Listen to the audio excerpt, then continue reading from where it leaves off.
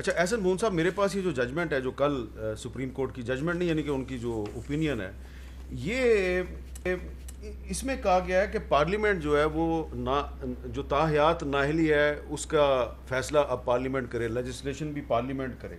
तो क्या ये इसी पार्लियामेंट ने करनी है या कोई भी पार्लियामेंट कर सकती है? ये बात ये है कि ये पैरा नंबर 3 और 4 ये सेल्फ कॉन्ट्राडिक्टरी है। अच्छा, देखिए पैरा नंबर 3 में ऑनरेबल सुप्रीम कोर्ट ने कह दिया कि जो आदमी वोट दूसरी पार्टी को देगा, डिफेक्ट करेगा, उसका vote count. It is our view that the vote of any member including a deemed member of a parliamentary party in a house that is caused contrary to any direction issued by the latter in terms of para B of the clause 1 of the article 63A cannot be counted and must be disregarded. हाँ। अब बात ये है, और अगले para में honourable supreme court ये कह रहा है कि ये जो मैटर है परमानेंट डिस्क्वालिफिकेशन का, that should be left at the discretion of parliament, and parliament को एडवाइस किया है कि वो इस पे लेजिस्लेशन करे।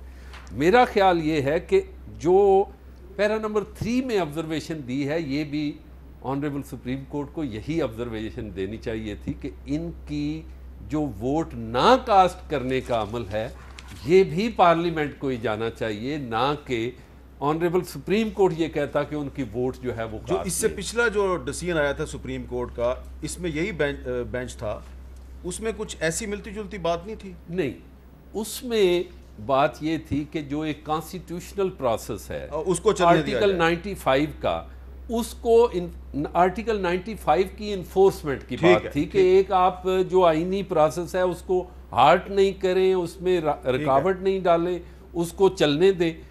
इसमें बाद में प्रेसिडेंट ने ये रेफरेंस भेज दिया और बाकी जो हमारी पिटीशंस थी वो पेंडिंग थी।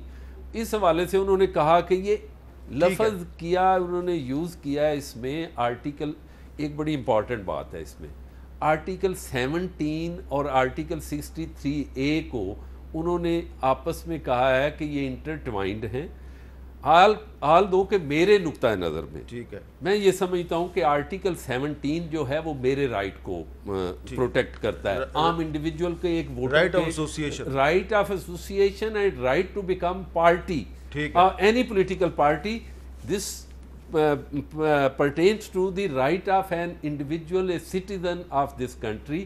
इसमें पॉलिटिकल पार्टी को जो 763 के हाल तो ये भी ऑब्जर्व किया कि वो बिल्कुल आइसोलेशन में है, अलूफ है सेक्शन, लेकिन ये बहुत ज़रा टेक्निकल सी होगी बात जी, बड़ी टेक्निकल। अच्छा, तो अली जफर साहब, ये बड़ा सिंपल सा सवाल मैं आपसे पूछना चाह रहा हूँ कि क्या ये जो सुप्रीम कोर्ट ने कहा है कि इस सिलसिले में लेजिस्लेशन करे पार्लियामेंट, ये इसी पार्लियामेंट ने करनी है जिसके बारे में आपका ख्याल है कि सदर साहब कहेंगे कि एतमाद का वोट लें प्राइम मिनिस्टर साहब?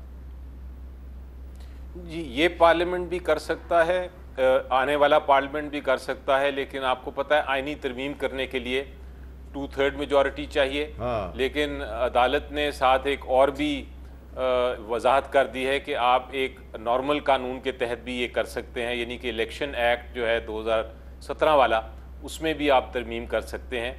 और मेरे ख्याल से ये जजमेंट बिल्कुल दुरुस्त है, क्योंकि दो चीज़ें हमें समझने की ज़रूरत है आमिर मीर साहब। एक तो ये कि तशरीह करना अदालत का काम है, लेकिन आइन में तरमीम करना पार्लियामेंट का काम है।